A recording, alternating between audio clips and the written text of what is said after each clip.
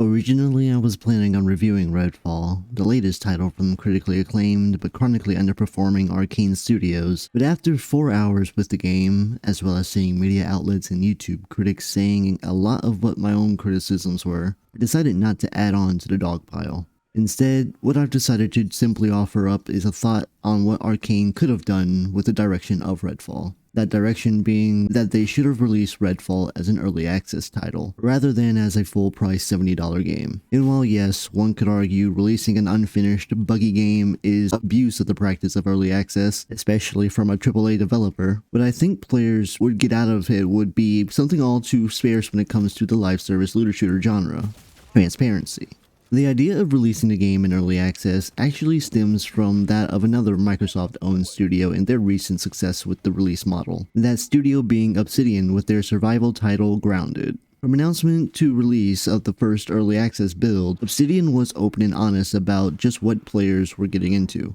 They let it be known that it was a genre that they're not at all known for, being a multiplayer survival game as opposed to their RPG pedigree, and that the first build would only include 20% of the game's main story. Over the next 2 years, Obsidian would go on to simultaneously support Grounded with content updates and bug fixes, and amass an audience thanks to relatively frequent Twitch streams and regular discounts, on top of the Game Pass availability. All the way up until its September 2022 full release, in which would see the game garner positive review scores and a player base of 15 million. And while I have no doubt that Arcane will continue to support Redfall by squashing bugs and adding content to the live service, the game being marketed and priced as a finished product but severely lacking in the content and polish one would expect at that price point has undoubtedly jeopardized the studio's reputation. It is absolutely no secret that Arcane is not a studio known for its multiplayer looter shooter live service titles, so if they would have taken the early access route and been transparent about the state of the game, goals they wanted to achieve with the title, on top of providing those aforementioned fixes and updates, and quite honestly a lower price point,